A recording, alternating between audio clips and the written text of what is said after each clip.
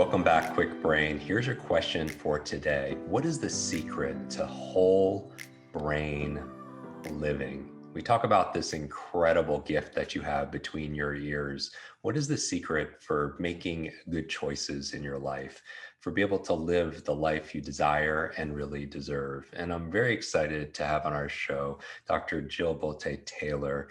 If her name sounds familiar, many of you have watched her TED Talk, which I've recommended numerous of times, or also her memoir, which is My Stroke of Insight, which we've recommended on our book list for many, many years. Dr. Jill and I, we met years ago sharing this stage. This was like 10 plus years ago, and it's so good to have you on the show. Oh, it's Thank so you. good to see you. It's so good to see you. I So mean, I'm you're a brain guy, it's like, how can I not be excited? So I love this whole brain living, the anatomy of choice, and the four characters that drive our life.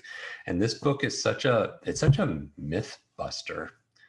You know, most people know about the left brain and right brain, but they don't realize that there are four characters that are in there. So why don't we talk about some of the myths that are out there, and then we could get into some of the mechanics.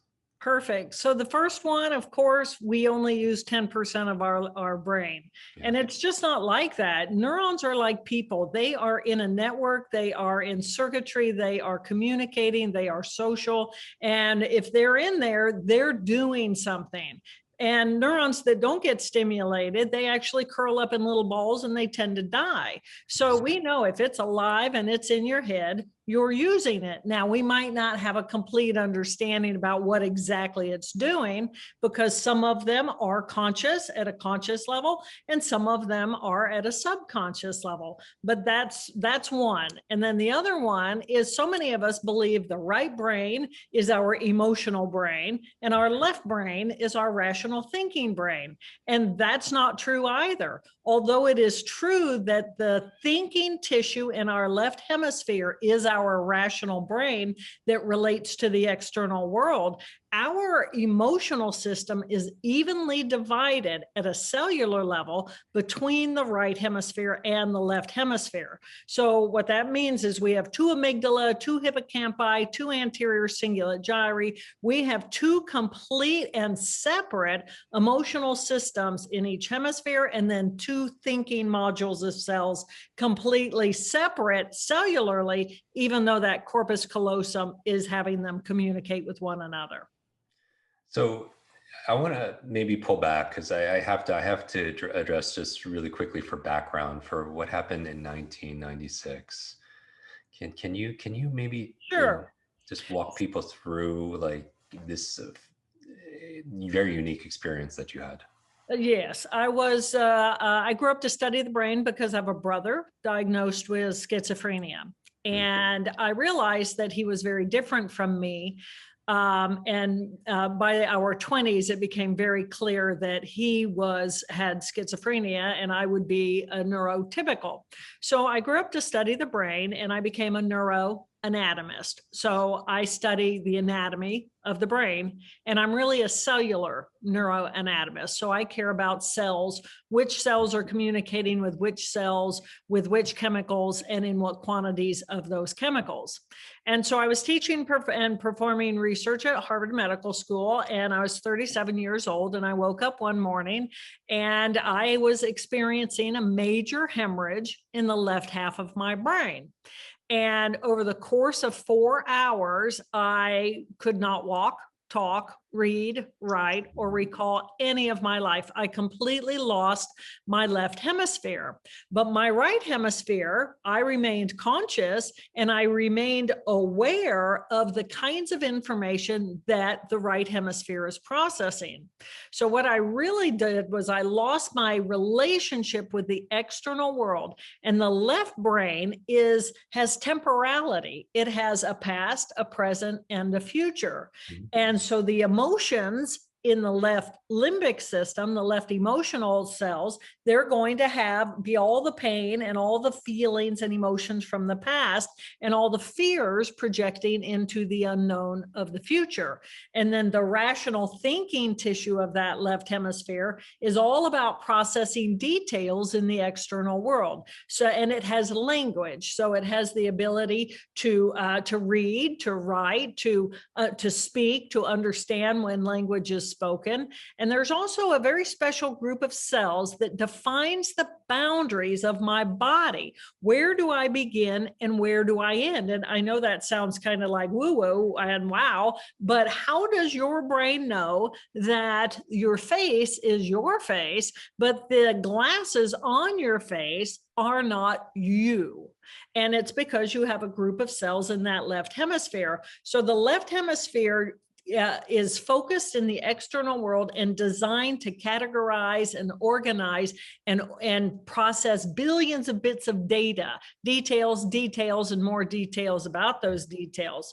When the right hemisphere is in the present moment experience, it doesn't have that definition of where do I begin and end. I am a combination of energy and atoms and molecules in cellular form, and I'm this amazing miracle of life made up of some 50 trillion molecular geniuses at one with all that is. And so we have these two very beautiful hemispheres that process incoming information in these completely opposite but complementary ways. And then the two hemispheres are communicating through the corpus callosum of some 300 million axonal fibers, so that each hemisphere is communicating, and I experience myself as a single in the world, when ultimately I'm not. I'm many. That's tremendous. So let's get into this. In the book, you talk about the anatomy of choice. Yes. And the 4 characters. Yes. Maybe we could break that down. So when I experienced that hemorrhage, I lost my left brain, and I gained the experience of the uninhibited present moment experience, which was one of blissful euphoria. And then, but that's a complete, it sounds divine, right? It sounds fantastic. And it was fantastic, but it's completely non-functional in the external world. So we have to have the left hemisphere in order to have a relationship, in order to know people's names, in order to keep track of the data file. I am Jill Bolte Taylor. This is my phone number. This is my address. This is my education, and all of my relationship with that external world. So I lost the left hemisphere, and it was fantastic, but I was only 37. And I thought, this is completely non-functional way to be. And I love what I have gained, but I really would like to have language again. I really would like to have relationships again. I really would like to be functional again. And so I used my left brain and my understanding of the brain, and I believed in the ability of the brain to recover. And I believed that nothing knew better than my brain what it needed in order for me to recover. So over time, it took 8 years, and eventually I got my left brain back. But what I realized was that my emotions from the past had been completely obliterated. So I don't have that past pain that I used to have. All my childhood pain is gone. Now, who doesn't want that? That was delightful. But at the same time, it's those emotions that add richness to our experience of the present moment. So we want to have that vast array of emotion. And then I had to get the thinking tissue back so that I could go back into being able to be logical and to think methodically and to have language again. But what happened was, as language came back online and my brain defined my boundaries of where I began and where I end again, so that I became a single individual, that part of me wanted to take over and be the boss inside of my head again. And I thought, I'm so grateful you're back, but no, I prefer the value structure of what's going on in the right hemisphere because that's the collective whole. It's based on love and gratitude and joy and being in relation with the world around us, where the left hemisphere is more of the separation. It's competitive. There's the hierarchy, and it's based more on the values of the external world instead of the right brain and the values of we are this magnificent life form and we are one human family. That's so, I get goosebumps when you say that. I call them truth bumps. Do you remember that as vividly all these years later, that Um, experience? I remember because when the left brain came back online and it wanted to be the boss, and I had to consciously say, no, we're grateful you're here, but I was willing because I disappeared. The me, the ego, the Jill Bolte Taylor, all of that disappeared. And the stress disappeared because that's the stress circuitry. It's our relationship and all the how do I keep my image, how do I keep my ego, how do I keep my status, how do I keep my this, that, or the other. And in the absence of that, I just got to exist as a loving creature.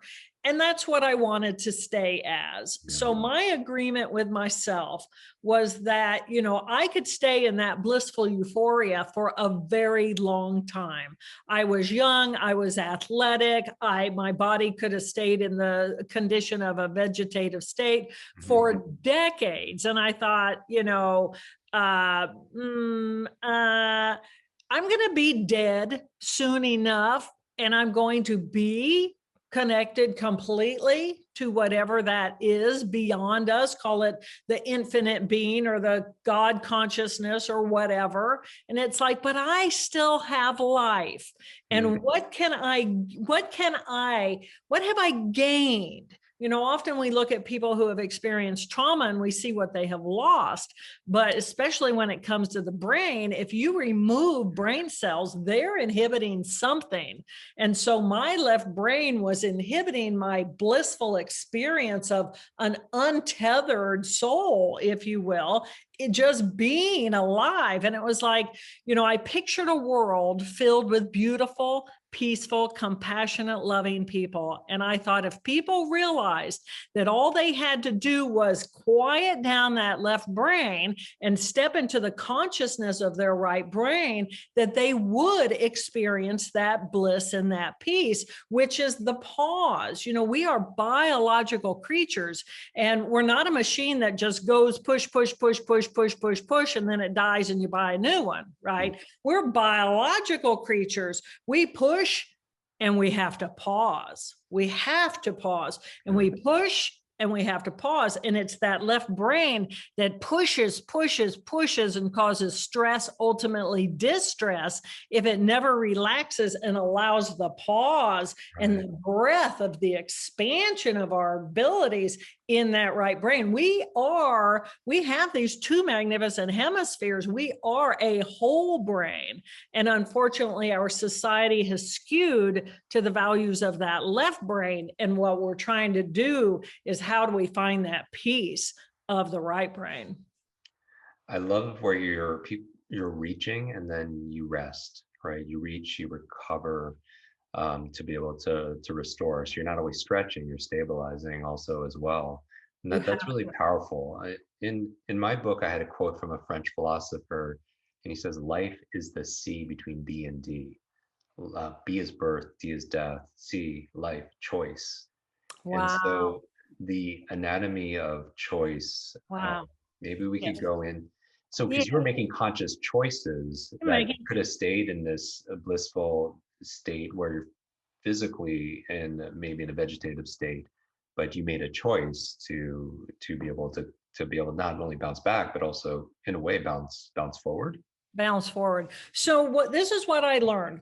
When I lost the left brain, I lost that, I lost the thinking tissue and the emotion of the left brain. Mhm. And when it came back online, each of them, they came back as personalities. They're not just skill sets. They're personalities. You know that when you go to work and you're in your type A plus plus plus, right? You are processing information. You know how you hold your body. I have glasses on my face when I'm being that character one. So I call my left thinking brain my character one. And I name mine Helen. That's short for Hell on Wheels. She gets it done. But it's what I call character one in the brain. And I want everybody to identify that character in yourself and give that personality a name, because it has an identity. And if you wipe out those cells, that character's gone. And it's very specific. When I'm organizing and thinking methodically, I have to have that in relationship to having language, because it's semantics. It's a process over time. So there's these groups of skill sets that get bundled together in these 4 modules of cells, the 2 thinking and the 2 emotional. So character number 1, left thinking. For me, that's Helen. You go to work, you get it done. So what are you going to name yours?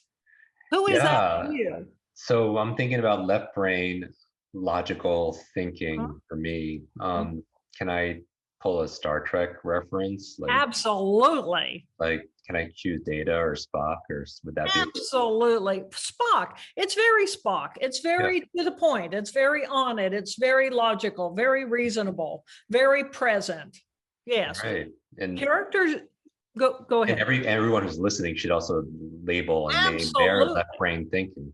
Absolutely. And, a lot of people name that somebody who influenced them when they were growing up. Maybe that was dad. Maybe that was Sure. mom. Maybe that was Uncle Bill, Okay. whomever that was, or any other, derivative of your own name. Okay. But that has a past. So it remembers and it can process information methodically because it has memory of our past. The emotion of our past is character 2. So character 1 is left thinking, character 2 is left emotion. And the left emotional cells, you wipe those out, you have no recollection of any of your pain from the past. You also don't have any recollection of your joy, but it's quite a relief to get rid of the pain, I have to say. So anything that has to do with the past, I hold a resentment over something that happened in the past. I feel guilty over something in the past. I feel shame over something in the past. So there's all these emotions that are relative to the past. I have fear of the future. So sometime other than right now, I'm having this experience. Now, there's also this question about where is happiness, and that happiness is in that left emotional brain. And that is true, but the happy is about completely relevant to the external world. So I'm happy with the circumstances of the external world. I'm happy. But if I'm not happy, if I have a preconceived notion about what I wanted it to be or what I wanted to feel, and it's not like that, then I'm not happy. So everything about that left emotion, character 2, is related to the external world. So this part is the part that we get unhappy. We blame others. We call names, we get angry, we get frustrated, we get arrogant, we get jealous, we get, you're getting the picture. So who's that little person inside of you? And I say little person because the cells of the limbic system never mature. So both of our characters of emotion in the left hemisphere and in the right hemisphere, they're immature. They're our little children. They're our little wounded selves. Yeah. So I call mine Abby, because Abby is short for abandoned, because the minute I came flying out of my mother's womb, trust me, it was not pleasant. It was shocking. It was a separation. It was now I'm out of the water and I'm into the air. I'm wailing. I'm being assaulted with light and sound and touch and temperature. And so that I call mine Abby, short for abandoned. So what would you like to call your little Yeah. character too? And I'm curious what everybody else who's listening would label their character to also as well. Is there an archetype in pop culture that would Yes. be the These are the four archetypes of the Jungian four archetypes. They land perfectly on it. I didn't realize that until the material was almost done. And then I thought, oh, I feel really good about that. That helps, make it, helps people make more sense out of it. Yeah. So we're in pop culture where Spock, would new strong identity for character one. His brother. Data's brother, Lore. Lore. Oh, interesting. Okay. Lore. Yeah. I mean, wasn't he something? Yeah, I'll play with that. He was something. That's a character for me. Yes. Perfect. So you've got Spock and you've got Lore. It's perfect. Okay. So, so character number 3 is going to be the emotion of the present moment, right brain emotion. And it's also young and it's childlike and it's filled with wonder and it's filled with curiosity because everything is new because it's in the present moment and it's excited and it's interested and it's creative and it doesn't have any of that judgment from the left brain. So it's just in the present moment. It's innovative. It's interested. It's just all an explosion of experience, and it likes to do it in relationship to other people because we're social, and in the right brain it's a part of a connective whole. So this is the part of us that likes to be in groups, and it likes to do things in groups and in teams, and it likes to play, and it can be explosive, it can be scary. And it's a adrenaline junkie because boom, it's like, oh yeah, I want to go parachute, right? I want that, right? I want that. So what about you? Okay, I call mine. Okay, you know Charles Schulz's Peanuts, the Peanuts. So there's a character called Pigpen. And Pigpen's walking around in a dust storm, right? And he's really easy to get along with everybody, and he's just present, and he's always a mess. And so I call my character 3 Pigpen. Pigpen, that's wonderful. And so the through line here, left is temporal, where it's something in the past, something in the future. The right is more present and emotional, and really no filter. Very playful. Only character 3. Character Emotion. 3. Yes. Correct. Yes. And so who would be an equivalent if building out, it doesn't have to be in Star Trek, somebody in the pop culture universe, in movie land or in book land, who would exemplify Tigger? Oh, nice. Okay. See, I could put some I could see Tigger bouncing around in my mind, and he's right in the moment, and he feels whatever's going on right there in the moment, not really thinking about tomorrow. He's happy, wants to be with his buddies. Right. Woohoo, where Igor would be more exactly would be more tier 2. Exactly. About, depressed because thinking about something in the past or something that's worrying in the future. Exactly. I love this. Exactly. Okay. And if you're a Harry Potter fan, then character number 1 is Hermione, because she's always doing her homework, right? She's always doing it. She's always got it. She's learning it. She's teaching everybody. And then character 2 is the blonde fella, who he's just like not very happy with everybody. Okay. I don't remember his name. It starts with an M. Your people will tell us. Yeah. And then character 3 is playful. Like McAvoy or something. Yeah. It's going to be the twins, the redheaded twins, because they're always up to mischief. And so that's character 3. Are you going to name yours separate? Or are you going with Tigger? I love Tigger. I'm going to play with this. Yeah. Okay, we'll do a Tigger. Yeah. You'll go off and you'll say, this is really the best name for that. And that's the thing, is that they have identities inside of us. And the better we get to know them, then when we go to make a choice, I can say, well, what's my character 1 choosing? What's my character 2 thinking? What's my character 3 thinking? So character 4 is the thinking tissue that stems beyond the emotion of the present moment. So it also is the thought connection of consciousness in the present moment with infinite boundary. Okay. This is our wisdom. This is our love. This is our support, our nurturing. This is the part of us that is good with whatever is, because on that day, I did not die.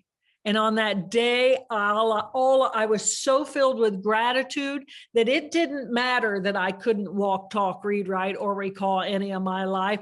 I was still alive, and I couldn't make any sense out of anything, but that wasn't what was relevant. What was relevant was this gratitude that I felt inside my essence of me.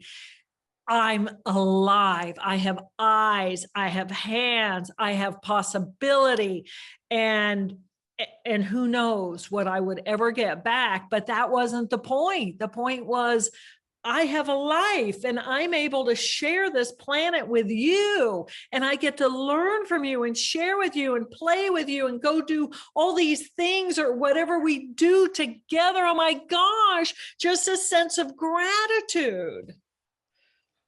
Yeah, let's go there. What's your Let's name? go there. Mine, okay, so mine is called Queen, because she's like queen of the universe. We all are queens and kings of the universe. And Toad, because I'm kind of goofy and I live on a boat half a year, and that's my lily pad. So mine is Queen Toad, and Queen Toad is at one with the nature and the water and the air and the birds and the turtles and the snakes and the people. I mean, Queen Toad is life. And then beyond that, I firmly believe that each of these 4 characters, character 1, left thinking, character 2, left emotion, character 3, right emotion, character 4, right thinking. Each of these, we have the power to choose moment by moment which of those we want to embody. Right. And it's beautiful. It's just absolutely beautiful. I have a choice to be miserable right now. I can think thoughts that are going to stimulate that character, and then I'm going to hold it in my body. You're going to see it on my face. You're going to hear it in my voice. Or I can go right into my little character 3 and be my little Tigger immediately. Or I can shift into, just the blessings of all that is. I have that ability to move into that consciousness. And I encourage people, in this book, chapter by chapter by chapter, these are the characteristics. Identify this character in you. Give this identity a name. Who likes this character? Who doesn't get along with this part of you? For each one of those, how much time do you spend being each of these characters? And how is the relationship between these different characters inside of your own head? People in college, kids in college, part of me, my character 1 is saying, hey, I got to go study. And character 3 is going, let's play some basketball first, right? It's all over the map inside of our head. But this is differentiation of who we are at a cellular level. This is the first paradigm that has married psychology with the anatomy of the brain. That's a powerful, because it's not anecdotal, it's actually anatomical. There are actually regions of the brain that exactly function. It's amazing. So who would be, I want to complete this loop, my character 4. Character 4. Pulling from pop culture, Harry Potter, Star Trek, Star Wars, Winnie the Pooh, whatever, Matrix. Who would that wisdom of character 4? Double Dwarf. Oh yeah. Yeah, Dumbledore. So that's for Harry Potter. Who's the wise one? You know, the owl. I mean, animals fall onto these Oh. really well. Music falls onto this really well. Now you're going to start hearing songs. You know, I did it my way. You know, it's going to be character one. I got a brand new pair of roller skates. You got a brand new thing. You know, I mean, it's character three. Yeah. Character four. What a wonderful world. Yeah. What a wonderful world. Use music. Use music to help you identify with each of these characters. So yes, you need a character for name. Yeah. I mean, I love Dumbledore. Would someone like a Yoda or a Yes, Obi-Wan, like, perfect. That's Yoda. yeah. It's perfect. Amazing. This is Perfect. so fun because I could actually put these four characters and do a little like tea party and in my mind have Exactly. conversations and explore. Exactly. And that's the thing. After you learn your four characters, then it's training yourself to have what I call a brain huddle. And that's when your brain characters all come together. I mean, it could be in this moment. Which character am I being right now? Well, you're letting me be a whole lot of three and a whole lot of one, right? And so I'm bouncing back and forth. And these are, I'm mostly a three and I have great one skills. And we all have all four of these and we can develop them so that we do at any moment, we have the power to choose. So let's say you walk into a room and clearly there is a couple there and they have been fighting. Right? You walk in on this and your right brain is open, it has no boundaries, it's intuitive. Intuition is putting together all the big pieces of the puzzle and saying it all matches or it doesn't, making an assessment. So you walk in, your right brain says, oh, I just walked in a fight. So character one comes in and says, okay, so now it's huddle time, right? Because you're making a decision about what am I going to choose to say or do, right? So character one says, well, should we offer to try to help or to try to fix something? Or should we leave? Right. So character one's online making some decisions. Character three is thinking, well, I could lighten it up with a little humor and bring some joy in and just kind of like let it pass by nonchalantly so that they're not embarrassed. Character four is just saying, just read their body language, be present, let them choose, let them lead, because they will choose or do something and then I can respond. Or character two can come in and say, damn, you're in a bad mood. I didn't want you to be in a bad mood because I wanted to go fishing and now we got to deal with this crap again. And you people, you got to figure it out. So each of those four characters is in huddle making a choice of how do I really want to respond? And then you pay attention to, well, how do I respond naturally? And is that what I really want to do? So whole brain living is just owning all your power. I mean, this is what we are. And wow, from an anatomical perspective, use that whole brain, the power of choice and the four characters, the anatomy of choice and the four characters that drive our life. And they don't have to be, who are you giving the microphone to? Who's driving the bus? We get to choose. Yeah.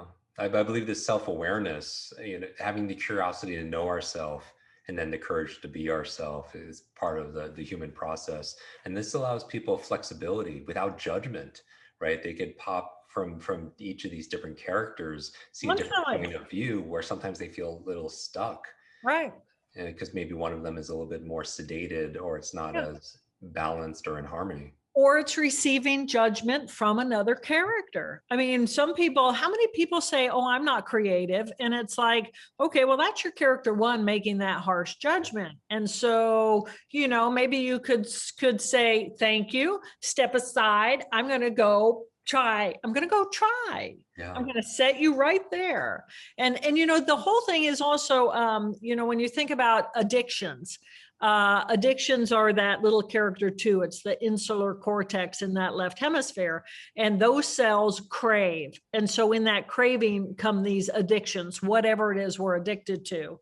And if we want to get out of an addiction, we have to have that character two involved in the recovery process, or the one's going to come in and it's say, I'm going to jump through the hoops and I'm going to look like I'm recovered, but I'm not really recovered unless I really let that character too feel and process. And we come in and we love that character. So, the brain, we are this absolutely beautiful, magnificent entity. I look at my personal journey of being a neuroanatomist at Harvard, losing half my brain, finding this right brain, rebuilding the left brain, and realizing, because I've had over 300,000 people come to me since that TED Talk and say, how do I do that? We have the power to choose moment by moment. Well, you did it with a stroke. How do I do it? And I believe this is how we do it. We train ourselves to know those characters and we embody them. You put that whole experience in your first book, My Stroke and Insight. So we'll link to your book, both of your books, and also your TED Talk, which has been seen by tens of millions of individuals. It's like one of the first viral TED videos there was. It was the first to go viral. Yeah, so we'll put that all in the show notes at jimkwik.com/notes. I also recommend everyone go, if you're listening to this on Spotify or iTunes, that's wonderful. That's where we keep it to 20 minutes, bite-sized brain, sort of busy people who want to, be able to learn faster, get ahead. Also watch it on YouTube, because that's where we put the full uncut version. So make sure you see you'll want to, trust me, if you're just listening to this, you'll want to watch this video, because there's so many brain gems here. Because really, if you're willing to explore what is going inside this here in your head, I'm pointing to my head for those listening. If you do that on a regular basis, your life, as you talk about, your relationships, the whole world change. You change this, you change everything. And like you say in the book, you have to own your power, right? By tapping into the greatest strength, which is the power of the human brain, and spend time to get to know it, right? This is, as you talk about, the most powerful ally in creating the life you desire and the life that you really deserve. Dr. Taylor, where can people find out more about the book? Where do you recommend they go? How they stay in touch with you? It's on Amazon, but drjilltaylor.com has a landing page that can shift you there. And, it is, we are absolutely beautiful, and our power is in our brain. And I believe the evolution of the brain is whole brain living. So, it's a choice. Yeah, and you could choose who and how you want to be in every moment of life. I recommend, I would challenge everyone who's listening to take a screenshot here and tag Dr. Taylor, tag myself on social media, because one of the fastest ways and best ways to learn something is by teaching it to somebody else. We call it the explanation effect. And when you take a screenshot, tag us both in there so we get to see it. I'd love for everybody to share their 4 characters. I would love to hear their names. Yes. What have you named your 4 characters? And maybe even which one do you feel like is the loudest? Yes. That's there. And maybe one that you want to further develop, because it's all about discovering and developing, right? And so please share that in your post and tag us so we get to see it. And I'll actually repost some of my favorites, and I'll actually gift a copy of Whole Brain Living to somebody in our community, just as a thank you for showing up and playing full out.